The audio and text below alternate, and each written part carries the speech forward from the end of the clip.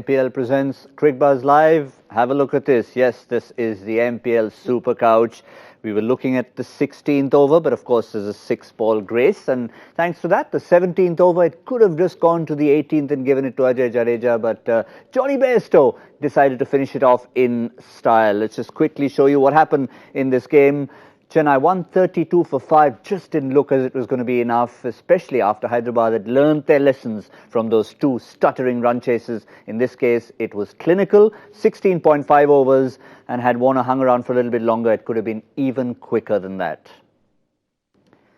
I saw a tweet on the Cricbuzz app that said, CSK without Dhoni is like biryani without chicken. Very appropriate when you're in Hyderabad, and I'm not sure if there are any vegetarians in our midst, but you'd have to have a good chicken biryani or a mutton biryani, not veg. And their performance today from CSK was a little vegetarian.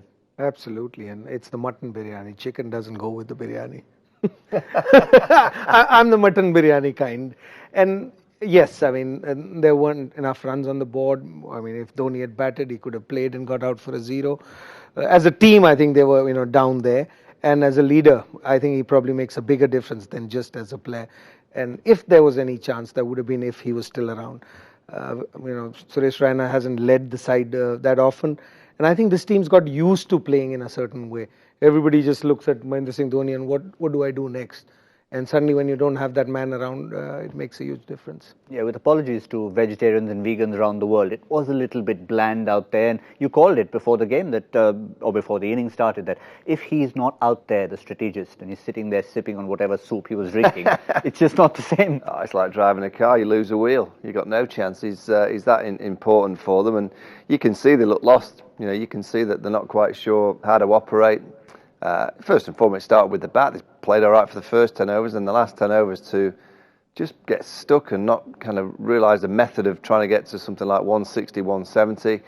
Sunrisers full credit because clearly someone's had a word with David Warner, because David Warner in the last 2 innings has just been a little bit circumspect, and clearly they've said to him, look, your role is to go and be destructive. You've got to try and smack the ball to the boundary. He did that brilliantly, and Jonny Bairstow just continues on with his tremendous form in this year's IPL. He's a quality player. I mean, he's got the gift to be able to hit the sixes when he wants. He can nurdle it into the gaps, and he runs between the wickets hard. So, very, very comprehensive by the Sunrisers. They've got back in the competition. I'm not sure who it was. Was it Tom Moody or was it his little girls who would have come in and said, Daddy, you can't bat like that, because they came in a couple of games ago to support him. Yeah, you saw a different, David Warner today, and even Tom Moody, because there's no beard there. The beard's been shaven off. So they wanted to change something, and you saw the role reversal there. Jonny Bairstow, did I get that one right? Close, yeah, okay. That's enough. So, he's the one who's actually been, attacking, and David Warner's been taking his own time. And they just swapped places today, and maybe he's just got liberated. He's just got picked for Australia. He feels more liberated, and he doesn't have to get runs every inning to prove himself, and he's just gone out there and expressed himself. And, on a 130 chase, if you score at 200, strike rate of 200, I mean, the game was taken away there. I already thought it was much easy. Wasn't a total that was going to, challenge them, but with that start, then it was all over. We talked about it during the com box, that it's very different, the 2 kind of innings in the first 10 overs. Even though they both had similar scores, the Chennai team, they sort of were a little circumspect, and then they started going. Just the opposite for the Sunrisers. You could see they came out hard because they wanted to get that hard ball, the new ball, early. And they were helped by the fact that... Yeah, it's always easier when you're chasing a small total like they were tonight. But I thought David Warner got more balanced at the crease today. In the last 2 innings where he's kind of just stopped and started, his balance on the front foot in particular was nowhere.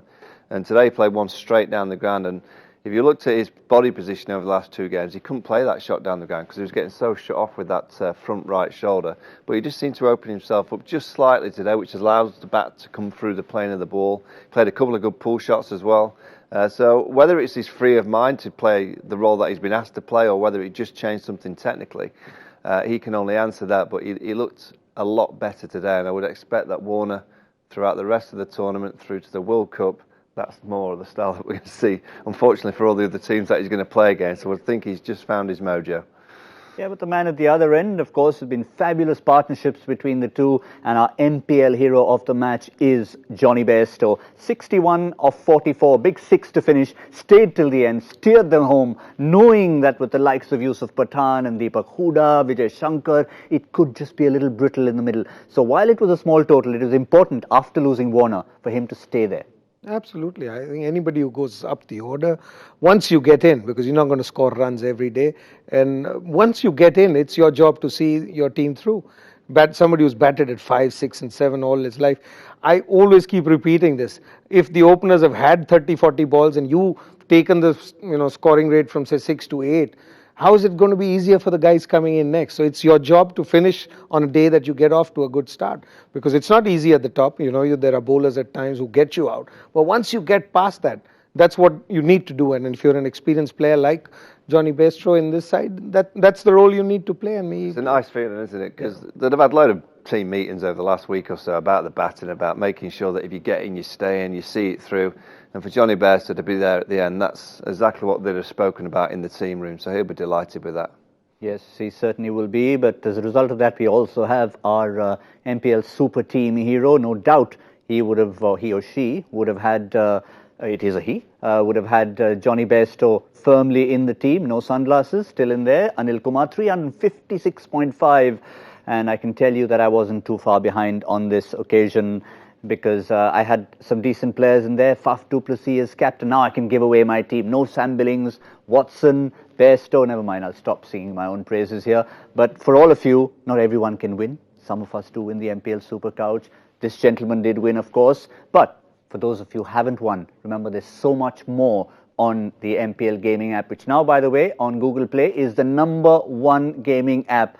And it's the ratings have gone through the roof, and of course thanks to all your response. So in case you haven't won on this one, remember there's pro cricket, there's run out, there's many other games to choose from. So go and enjoy yourself, just like the Sunrisers Hyderabad did, feasting on the Chennai bowling today and taking them one step up, or a couple of steps up on the points table. We'll just confirm that there they are on 8 points. So just one step, but it's a step in the right direction. Chennai stagnant on 14. They'll still feel comfortable up there, but it was really important for them. And the two teams who wouldn't have enjoyed that result are right at the bottom, especially Rajasthan. Yeah, Bangalore, we know, are pretty much doomed. Rajasthan, now they've gone. They're not playing well enough. I can't imagine you suddenly find remarkable form when you've only got Josh Butler for a couple more games, and then all of a sudden you've got 4 games without the star player. I'm afraid Rajasthan, they've got to start having a few meetings about next year, not the next game, next year. Start to plan for in 12 months' time. Yeah, it's disappointing, but Hyderabad needed those 8 points looking much more healthy. A 6-horse race, and Chennai +5 in a sense. Yeah, they needed this desperately, and they're a side that everybody expects them to do well. They're a good enough side, and to be bottom of that, because the other teams have actually gone past them. So they needed this win desperately. Chennai goes about playing the entire IPL. You'd see this is the way they play. They won't change anything next game. Dhoni, if he's fit, he'll come back. They won't tinker. But if Hyderabad had lost this one, they were already on that spiral. They made 4 changes the game before this one, or the one before that, then 2 changes. Then they made a change again today. So if they had lost, then they would have probably been on that spiral going down. And we've seen that with teams in the IPL. I don't know why it happens, but that's how it's always been. Once the team starts losing and they start making changes, brings in the uncertainty into that side. With this win, because they are a side that everybody expects them to be at the top, they'll come back. Now, you're not, obviously, Jonny B obviously seems to be a football fan, because he was in a hurry to get things done and get on that on the telly. Do you know which team he supports? Leeds United. All right. Scum. Exactly, because they're going up against Sheffield Wednesday. And no, they're going up. Leeds will go up. They're second in the Championship, going up to the Premier League. They're fighting out with Sheffield United, the other scum team, actually. Yeah. I'm Sheffield Wednesday. You probably kind of gather. What's Liverpool like? Are they a good enough side, or Liverpool good? Yeah, they come in the league. Yeah. Okay, Liverpool or City. Yeah, Liverpool or City, 50-50. Liverpool also. Liverpool could win every game from now, and they'd end up with 97 points and finish second. So they have an easy game tonight, not to harp too much on the football against Porto, but what about Man City and Spurs? Man City will turn that around. The 1-0 down from the first leg, Man City will turn that around tonight. At home, yeah. Pretty easy for them at home there. We've got that. No MPL Super Couch to be won, but that's all right. Nonetheless, we'll focus on the cricket. Another big game coming up. We showed you the points table. It's 10 versus 10. That's the points we're talking about. It's at the Firozshah Kotla. It's the Delhi Capitals who are taking on the Mumbai Indians. And that should be an absolute cracker because Delhi have beaten Mumbai in Mumbai. Remember, that was the first time they announced themselves, Rishabh Pant and company, at the Wankhede Stadium. So this is time for Mumbai to come and say, we can do well in your backyard. Yeah, they would want to do well because last year they didn't qualify because of that last game when they played against Delhi, when Delhi was out and probably at the bottom. They needed to win that one game and they didn't win. So it would be in back of their mind. Mumbai hasn't played very well in Delhi. So important game for them. Neither is Delhi. Yeah. It's going to be a classic. Yeah. But this year you like watching Delhi because I think they've been let free. We see teams in the IPL, they're not too much planning, and when something goes wrong, Rishabh Pant should be holding his innings together. Prithvi Shaw should not, go the way he goes at the top. But I like the way Delhi's played this year. I don't know what it's Ricky Ponting or Saurav Ganguly or whatever it is. They've let them free, let them be youngsters and play the way they like to play, and they've stacked up 5 bowlers at the back. So they've got a plan the way they want to play. They've lost a few, they've won a few, but they've carried on playing the carefree cricket, and I think that's when a team is really dangerous in this format. When you plan and you play in a certain way, you always allow the opposition to be in the game, and a couple of overs here and there, it could all turn around. So I like Delhi this year, the style of which Delhi's been playing. And often we talk about fortresses. I mean, Mohali used to be called a fortress. Jaipur certainly used to be one. But Delhi have been sublime on the road. I've been told that fortress is also a banned word. Okay, fine. What's the opposite to that word? Because that's exactly what the Delhi ground is for Delhi. Exactly. They've been brilliant on the road. They could have had a 100% record had it not been for that outstanding run chase in Mohali. But really, they need to start turning that into some sort of a backyard of their own. Yeah, they did. I mean, they played well against KKR. They won the Super Over at the venue, so they can win there. I think the pitch has let them down on a couple of occasions. And when you've got that younger, you mentioned the mentality of a younger set of players, and with Shikhar Dhawan just finding a little bit of form, you would hope tomorrow that with them winning a few games on the road, they'll go back, no matter what the surface, they'll play with confidence, and they'll have a pop and they'll have a go. They're backed up by a good bowling attack. They look to me like they've got some really good combinations. They've got the experience at the top, they've got some flamboyancy in the middle, and they've got great variations with the bowling. So they're dangerous. With Ricky Ponting and Saurav Ganguly in that dugout as well, they've got all the experience, and they'll be just telling the kids, you would hope, just keep playing. Yeah. Don't worry about too much. Don't worry about what everyone's saying. Just keep playing, keep backing your skills, keep playing the fearless way, but also you've got to use your mind as well. You can't just always play that way. If you get into that winning position, just because on a couple of occasions they've kind of got into winning positions and collapsed. So they've always got to be able to play fearless, but also when you get to that winning zone, just make sure you're just smart and get over the line. Yeah, 144 for 3, chasing 167. That would be one of the big ones of the season. Let's have a look at their squad and see if the experts have any possible changes you want. It's sort of a winning side. Obviously, they lost out on Ingram. He went to see the birth of his child, so Colin Munro came in. It was almost a like-for-like change, so you wouldn't really want to tamper with this. Looks good on paper. In fact, it worked for them. Colin Munro, took that pressure off and, started that innings at that pace, which allowed everybody else to play. Maybe Chris Morris has looked off form to me. He's looked totally different as a bowler because, Ishant's done well, Rabada's done well. It's Morris who's probably leaking runs there, and he's not done much with the bat. So if you want to change there, maybe that's the only option I see. Sandeep Lamachane, of course, comes in for Kimo Paul, or you still keep Kimo Paul? No, Kimo Paul. Because they've been playing in Delhi with Lamachane. Yeah. And Kimo Paul did well in the last game, but might be Morris. Morris may miss out. I'm not too sure you need 4 quicks. Yeah. At the Delhi you can add another spinner in there and probably or strengthen with batting if you want, if you feel that you need a little solidity in the middle. But because even Mumbai, their strength's been their seamers as well. So, they won't enjoy that surface either. Mumbai struggles on wickets like this for only one simple reason, because they always play behind that scoreboard. They try and keep 50, 60 of the last 4, 5 when they're chasing. And if Pollard or one of them doesn't get going, they get stuck on wickets like this. Whereas in Mumbai, they get away most of the times. Hardik's, got them away, or Pollard or somebody. But every time they go out and they struggle, is when it's slow and low wickets, where the last 5 overs, you cannot pick 50, 60 every time. So, they'll also have to change the way they play, maybe start at the top and not hold everything at the back.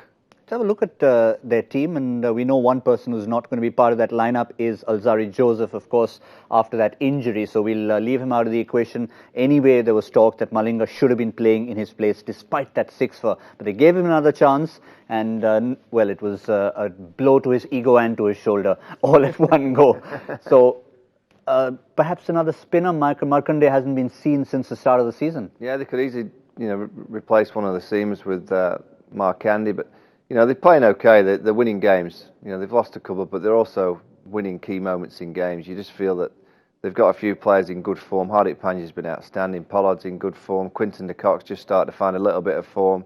Jasprit Bumrah, exactly what you're going to get from him. So they're a team that's got individuals in form. I still don't think they play brilliant as a team. I don't think you kind of look at the Mumbai Indians and think that everything's well-oiled and they're all smooth and plain sailing. They generally rely on one or two individuals to stick their hand up. So, it'll be a great game tomorrow night. Two teams that have got a bit of confidence, two teams that'll need to assess the conditions quickly, because I think they'll arrive tomorrow evening and kind of look at the pitch and go, what's it going to do? Because I don't think you're ever quite sure what's going to happen in Delhi. Yeah, just again to remind you where they stand on the points table, because it's right up there. 10-10 is a situation that actually, strangely enough, Mumbai Indians usually like being one of those horses that are about 6th or 7th, and then they make the move. Because there are some horses, for those who are experts in the racing fraternity, who cannot win unless they see about 10 horses in front of them. Mumbai, I like that. Yeah, Mumbai, I like that. I mean, even in a chase, that's how they do it. I mean, I don't know how they've managed to do it, but then it's 50-50, Every year, either they go on to win or they don't qualify, go on to win or don't qualify, because they try and keep it that way. I don't know why they, with all that firepower that they have in their side, why do they still hold on till over number 15, 16? Maybe it's the surface, because they play, 7 games on this surface, they get away every time. But it's the games that when they go away, if they still try and play the same way, because they don't like to tinker with the side, they've had a good run, then they think it's just one game. But I think you need to play differently on different surfaces. We've seen that. And in this year's IPL, it's been very clear. We've seen a lot of teams being very conservative when they're chasing a total, because they believe that, we'll get 50, 60 at the end. It happens in Mumbai, it happens in Bangalore, or it happens in Calcutta also now. But now you have this distinction. It doesn't happen in Mohali, it doesn't happen in Delhi. Delhi, it might still happen, because sometimes if you get a decent wicket, the ground's really small. So it's probably different. But when you go to Jaipur, so you got to play differently on these different surfaces. I'm a firm believer of that. But teams have their own computers, and they like to go by their computer. Surfaces and dimensions as well. David Warner, just incidentally, is the man of the match, even though our MPL hero of the match was Jonny Bairstow. We had the joy factor question that we asked you at the very start, and it seemed like a bit of a steepler, but it's actually one that could have been worked out fairly easily. Let's just remind you what the question was.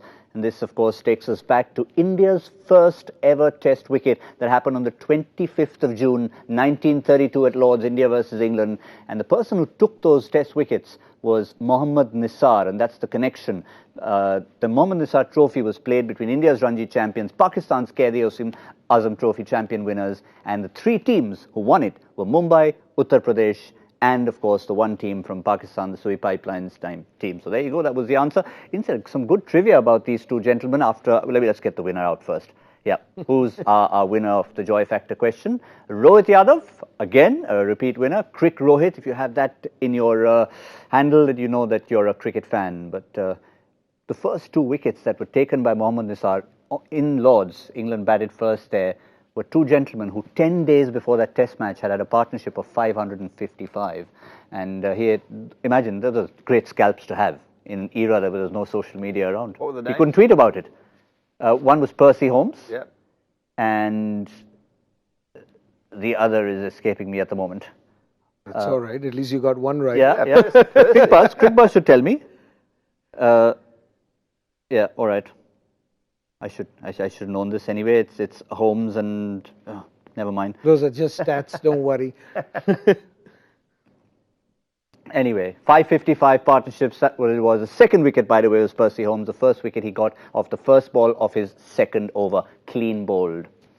Just to finish, Johnny Bairstow's comment at the end when he was interviewed, he said, I was very pleased, particularly because I was there till the very end. There you go. Yeah, that's generally what you need to do when you're getting on this kind of surface, particularly when your team has been in a similar situation in the last two games and not managed to get over the line. So that's down to meetings. They'll have been talking about that throughout the whole week, and you have boards and you have clipboards, you have written kind of thing, probably technology these days that say if you get in, stay and see the game right through to the end.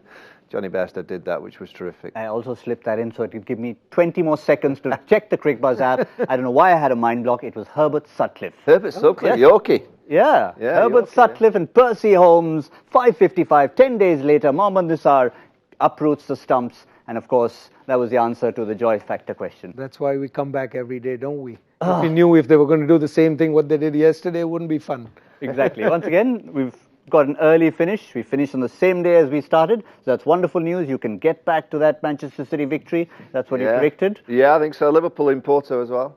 Yeah, I think that's done and dusted. It should be done and dusted. They'll get an away goal and that's it. Game over.